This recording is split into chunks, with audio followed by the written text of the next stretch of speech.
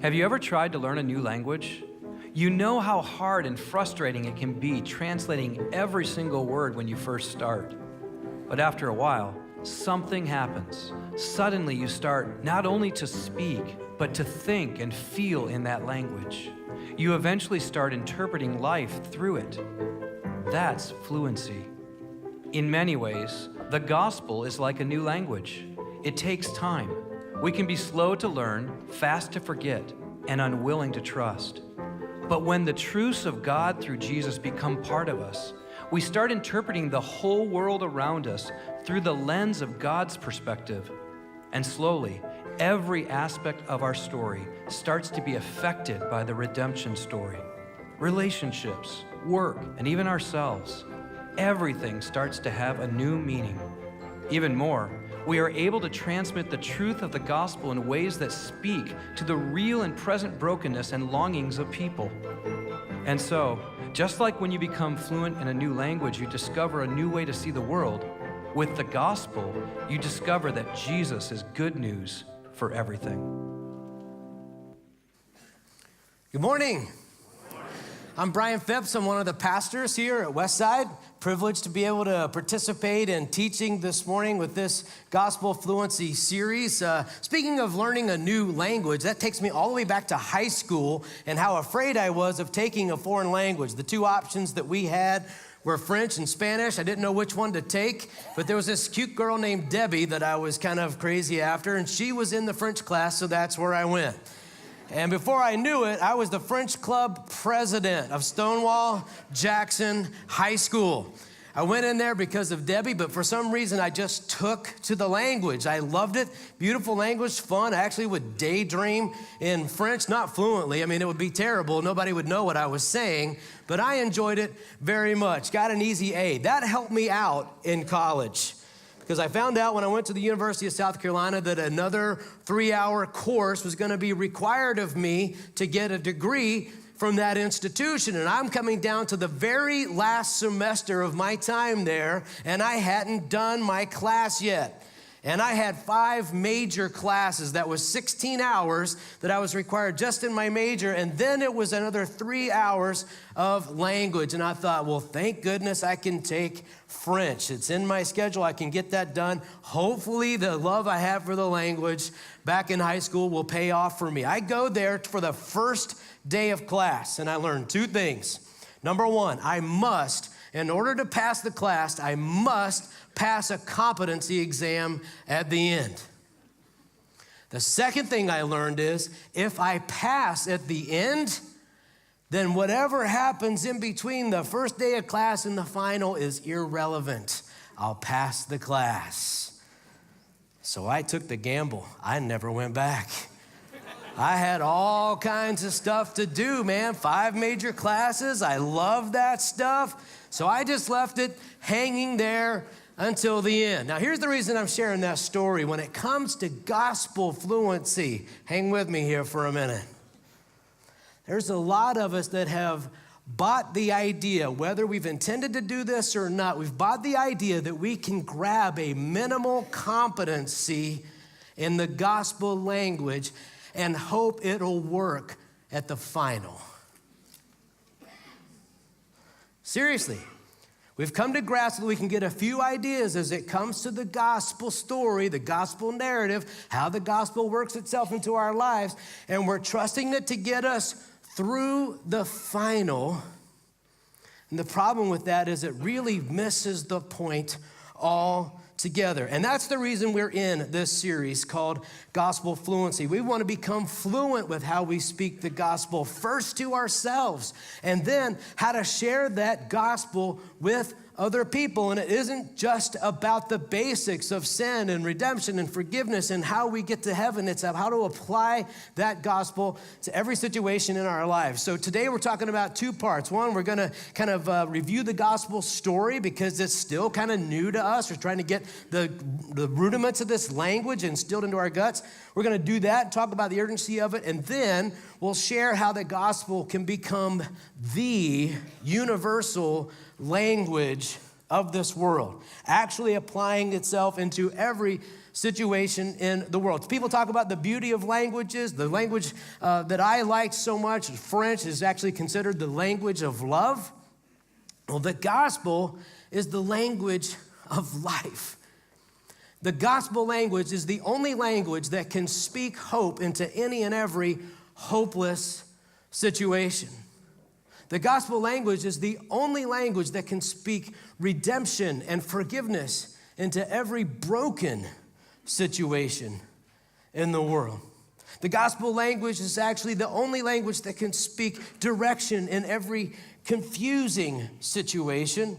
And the gospel language is really the only language that can speak peace into any and every escalating situation. We can't be satisfied with a minimum competency in the most beautiful, universal language that can change life in such a dramatic way. It's a language I need more and more every day. And if we are actually just resting on this minimum competency over idea over just a fluency in it, then it's more than a gamble when it comes to the final. It's a spiritual paralysis. You see a picture here of a chain gang. People lined up in shackles have very limited movement. They're bound and being bound. And they don't really have a choice in the matter. But the reality is, I believe there's an awful lot of us folks who are followers of Jesus who, because we've settled for the minimum competency idea, really are lined up in chains, just kind of following one another to whatever course other people have. Things like finances have us bound up. Things like parenting have us bound up. Things like being a teenager have us bound up. Whatever it is, there's all kinds of situations in life that if we don't have the gospel fluency to address, if we don't have the language to speak into those situations, those things become shackles that bind our legs and then our hands, and we find ourselves stuck. But it doesn't need to be that way. That's the gospel story. That's why we're going to review it. Write this in your blank, if you will. Grab your notes and fill this in. The gospel story says this: I was created to experience shalom.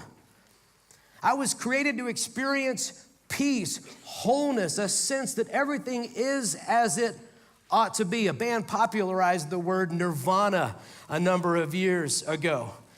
Great word. It's a Buddhist term, but it describes what we've all been created for, and that's that peace. It's that sense of everything being where it belongs. And teaching can't get you there. Only the presence of God and his gospel permeating every area of life can.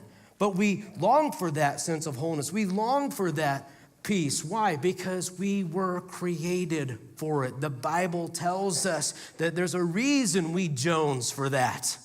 Because we have been created for it. But what happened to that shalom? We don't experience it. Write this one in the blank. My shalom is devastated when unbelief guides my story.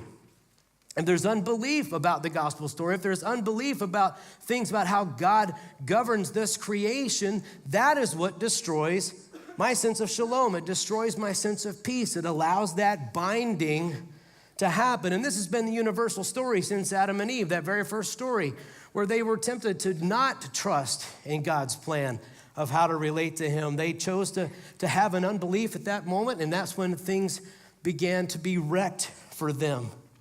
And this becomes so practical for us on our daily lives. We ask the question, why are my finances so wrecked?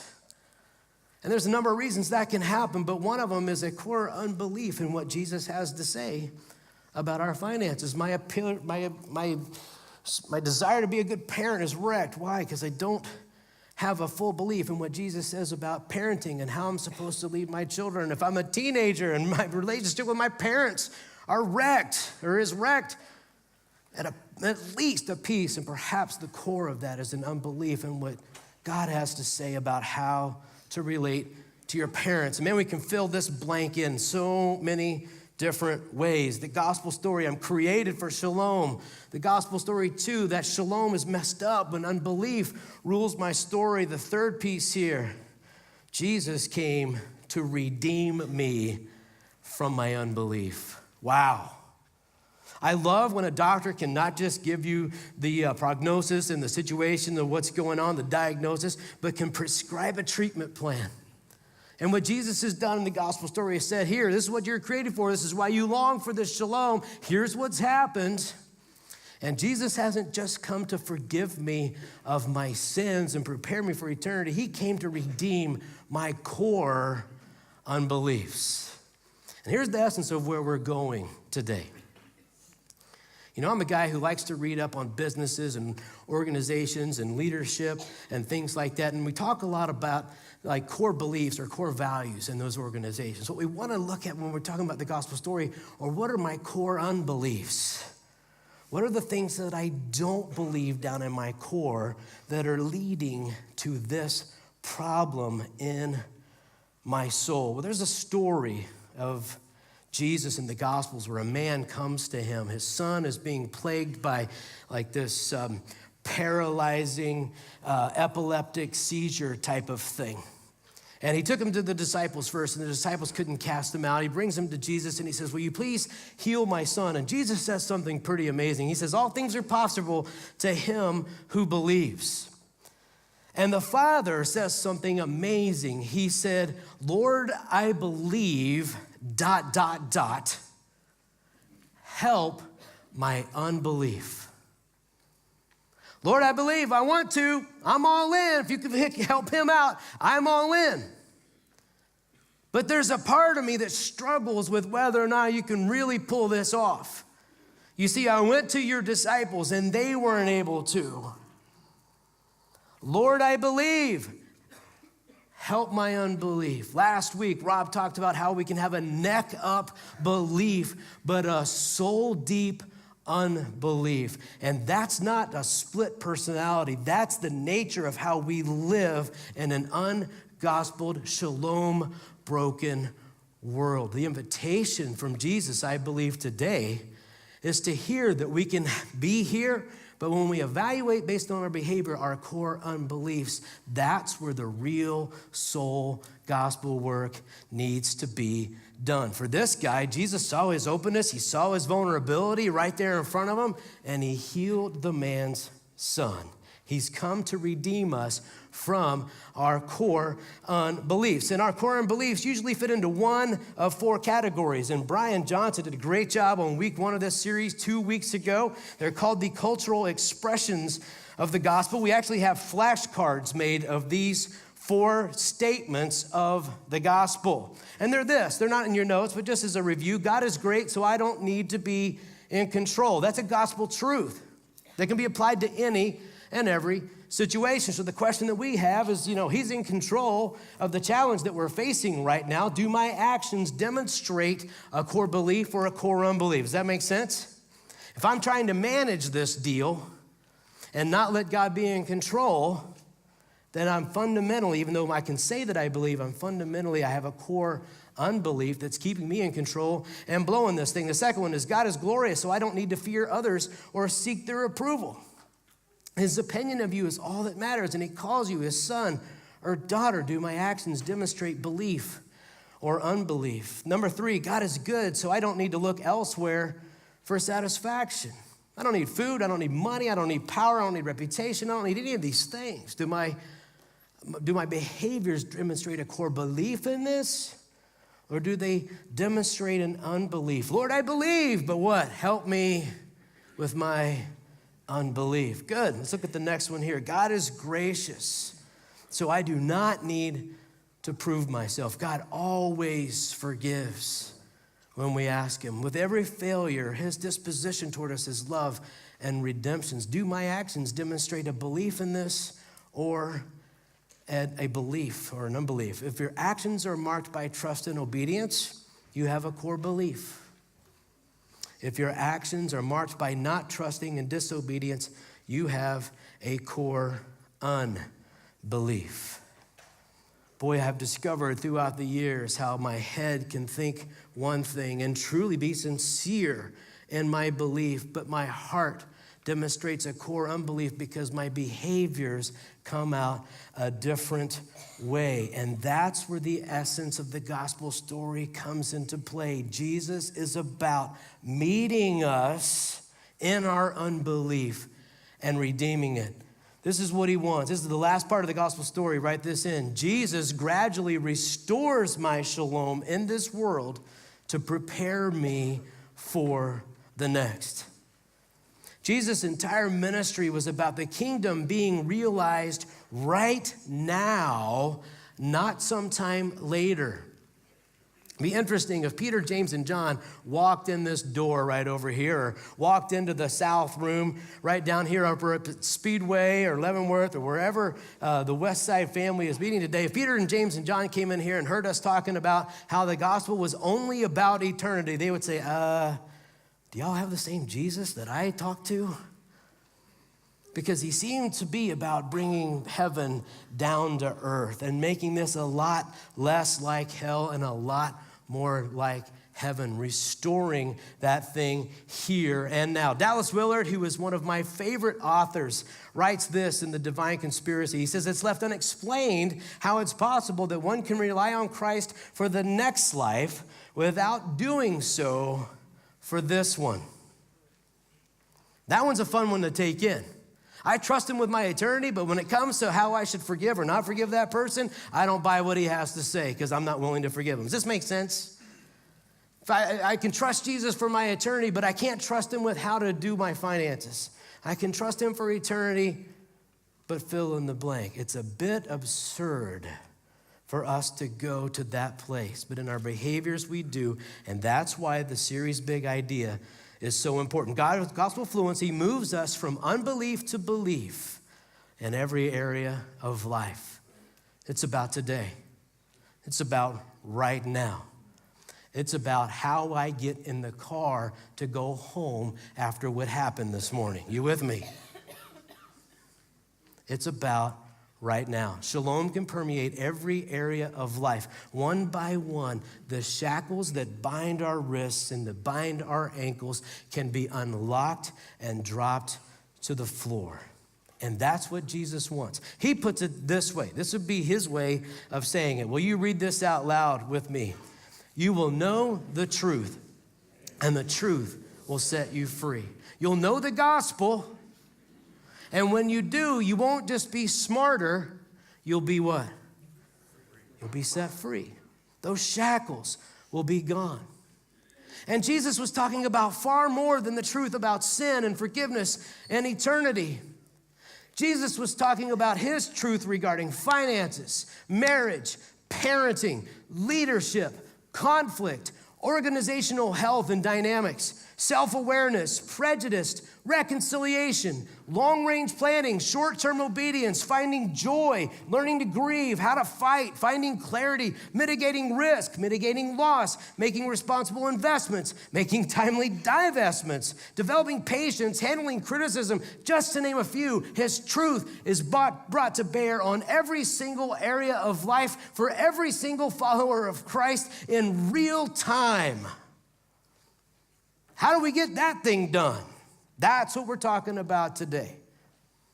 Is allowing the gospel, the truth of Jesus, to bring freedom into every one of those circumstances in real time for every follower of Christ on the entire planet. How does that happen? That's the big idea for today. Write this in if you will. Good news impacts every situation as gospel families become gospel fluent. Good news impacts every situation as gospel families become gospel fluent. Now, what's a gospel family? It could be a nuclear family. Nuclear families ought to talk like this. But really, it's any grouping of people that hang for any reason. You might have a bunco family. Who knows? A soccer mom family. A card family. A hang out to play soccer family. It's a group of people that you hang out with at any time that could, as they chose to do so, grab the flashcards and be willing to bring the gospel into any and every situation in real time.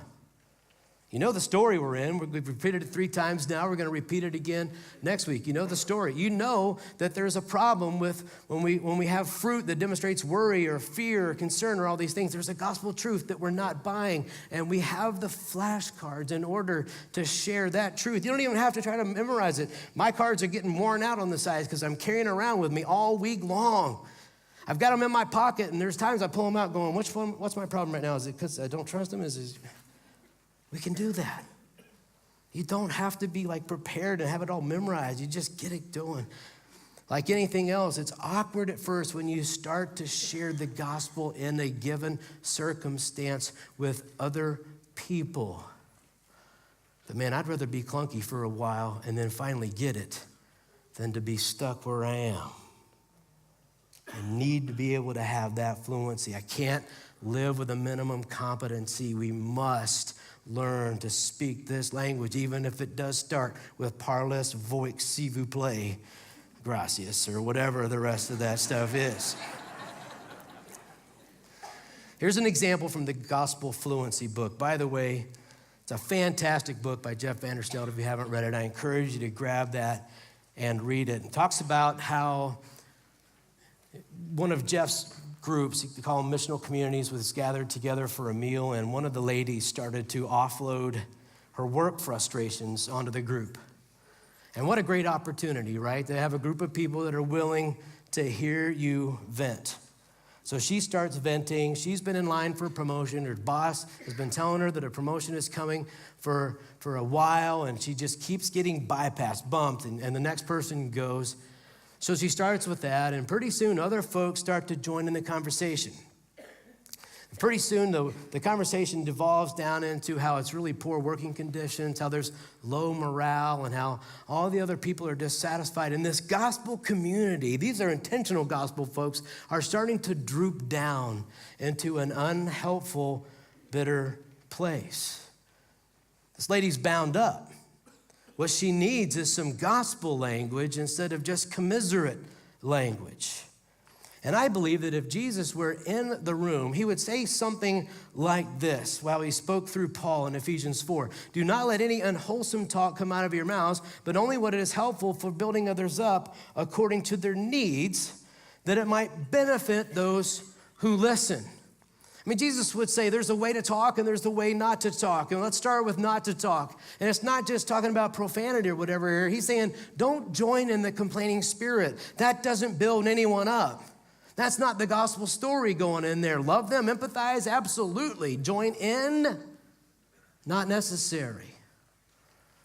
So that's how not to talk, but how to talk. Speak words that build the people up around you. It's actually a construction term. How do I edify? How do I build up? We use the word edifice to talk about a building or a construction. He's saying build them up with this gospel language. And to me, the best words we can use when it comes to building others up comes in the form of questions. And I believe we have 3 questions that we can look at here today that will take any situation spiraling down and turn it into a gospel win. Would you write this in the blank? Which part of the gospel have we forgotten or failed to believe at this point? If there's a spiraling down conversation going on, there's a part of the good news that has been dismissed, at least for a time, intentionally or unintentionally. There's something that we've forgotten. There's something that we've failed to believe. And it's at that point you can actually pull out the flashcards and ask the question, which one is it? Now, if we were in that room with that lady, we would ask, is it that you're missing God is great? It's ultimately God writing this story and you don't need to be in control of it? Is it that God is glorious peace? You don't need your boss's approval to be okay? Are you having trouble believing that God is good? You don't need to find satisfaction in your advancement or your reputation. You can find satisfaction in the fact that God's good. Is it that God is gracious, that she needs to hear that she's not failing if she doesn't advance for whatever reason? I'm just curious, what do you think this lady's issue is here? Which primary part of the gospel is she missing out on? How many of you think that it's God is great, that God's in control of that story and she needs to trust him and not control it? I got a couple of hands, good. How about God is glorious? She doesn't need her boss's approval to be okay. Several hands there. How about God is good? She doesn't need to find satisfaction or advancement in her career. Several more hands. A lot more folks are there. How about God is gracious? She's not failing if she doesn't advance. Several hands there. Here's the reality. It could be any of them, right? But which one is it? In my experience, when you ask a question, instead of telling a person what you think their problem is, it creates some pretty good spiritual imagination about what's going on, some curiosity. And quite often, if you put it in the form of those type of questions, you get an emotional response. I hang with men all the time around a fire, around a table. We ask these kind of questions, and when you ask those kind of things, usually some type of emotion comes out because there's a bondage going on. And you remind them of the truth of the gospel, and the shackles tend to fall off. Here's what you do. You just basically ask them, which one of these is it? Let's just assume that it's the God is good question. Let's move along to the second question. It's not just which part are we forgetting here, but how does the gospel bring good news to your situation right now? Do you see? We're asking the core unbelief question. We're asking which one is the most prominent right now, and now we're going to what belief, what good news does Jesus want to speak into this situation right now? And if it's God is good, then we can remind this woman right here that Jesus wants to be her satisfaction. She doesn't need to find it in advancement. She doesn't need to find it in reputation. He's already tripped out over her. He's amazed with her. He pursues her more than any other person in the world. Paul in Philippians chapter 4 talks about how he knows how to be in plenty and and what it's like to be in want. And he says, Jesus has met all of my needs according to his glorious, his treasures in heaven and his glorious riches. And you can invite that woman to look back and say, do you remember your last promotion? Oh yeah, I remember it well. How satisfied are you from that one? There's a bankruptcy that comes with that. It's hard to look to promotions as a source of your past and all this. I love this question because it opens up such a spiritual imagination of how Jesus would be better. And that leads us to the last question. How is Jesus better than what we have or what we want? It's pretty fun to do a comparison analysis. Compare that lady's current course with the course she's starting to feel when she experiences the gospel being spoken into her life at that point. If she continues on her current course, it's more frustration and a potential job loss. It's just reality. But with the gospel comes peace. With the gospel comes an opportunity to actually be a resource for some of those other disgruntled employees around her.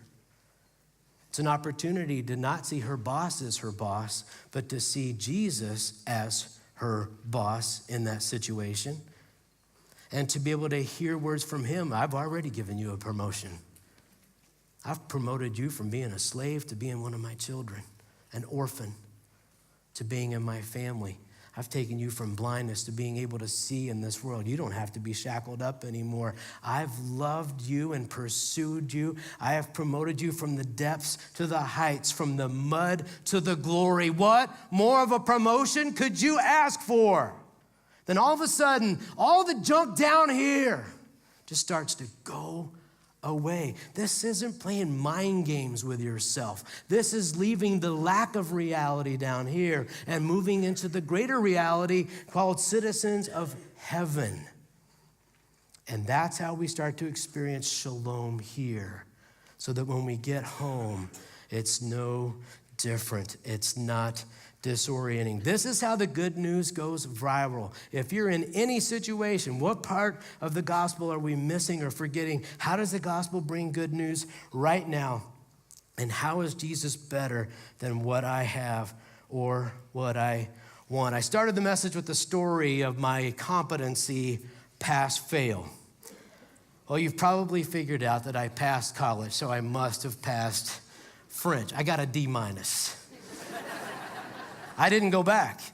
I got A's in all my other classes. I mean, I got like straight A's in the rest of them. I got a D- in that class. According to the University of South Carolina, I was minimally competent in French. And I was okay with that.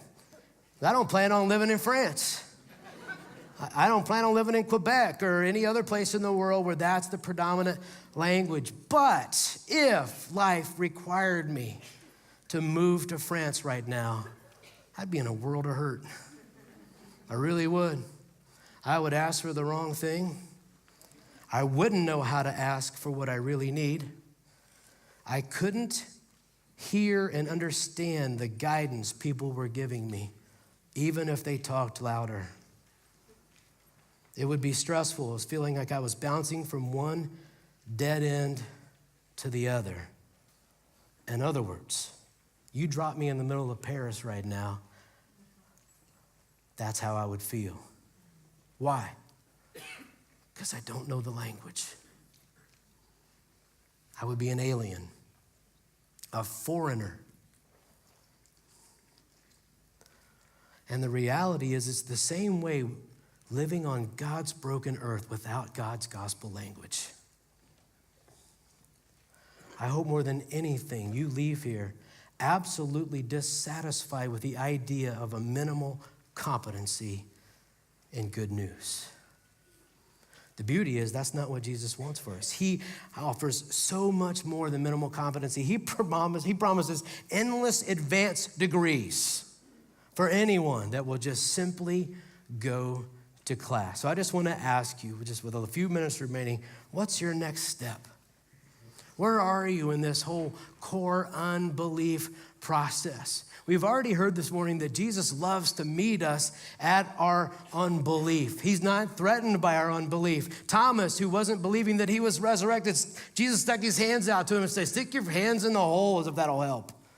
And I believe Jesus is doing that today for every one of us, whether we've been following a long time and we're humiliated by our unbelief, or we're just starting the process of leaning toward him and asking him if he's real. And the beauty about this church is that we are wide open, just like Jesus is, of saying, come and stick your fingers in the holes to whatever degree you need in order to test Jesus out, because we believe he is risen. We believe he is the King of the universe. And we do believe that his language is stronger and more powerful than any other language and can change human lives and lead them from broken to whole.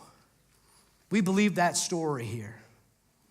And so if you're on the very front end and your core unbelief just permeates everything, your head's not even there, we've got the perfect community for you. It's called Alpha, and it asks all those questions. And we don't tell you what you should believe. We just help walk alongside of you as you ask those questions. There's information in your little program there down at the very end that says Alpha. You can sign up for that on one of those little cards. You can sign up online. We would love to have you. If you're in a current small group, man, just grab those flashcards and start going to town. Just can't, like if it's Tuesday night, take your flashcards and just have them out. Ready for that first gospel opportunity to share, and just take the courage, or just have the courage to step in and ask those awkward questions. If you're not in a group, you can see the address right there in your program to go and find a group. There's several that are open and would love to have you join them in that process. You can even start a group. If you've got that poker game or whatever, and you want to become more intentional, we would love to help you learn how to do that. By the way, there's going to be a little note coming out this week in the e-news, hopefully, about how to help us take groups to the next level here at Westside. We're trying to figure that out even more. So your opportunity to help share 30, 45 seconds of your time with us to do that would be awesome. Last thing I'll mention to you is, if your next step is you just don't know where to get started. Next week, right after this, the morning gatherings at 12:30, I'll be leading Get Connected, which is that 90-minute kind of orientation. Here we are. Here's how we want to serve you here at Westside. Here's a number of different next steps that you can take to get into one of these communities. Would love to have you there and to join with me. But perhaps your needs right now. Perhaps there's a gospel truth that you're missing right now, and you want to talk to somebody about it. I have some trusted friends that'll be up front. I invite you to come up and spend some time with them. They'll pray with you, they'll encourage you, potentially talk you or share with you a next step that you can take. Would you please stand with me? I'd like to just have one short prayer together as we're on our way out. And you can see it there in the bottom of your notes. You ready to pray this together? It's, Lord, I believe, help my unbelief. Let's read it together. Lord, I believe, help my unbelief. God bless you, friends. We'll see you next time.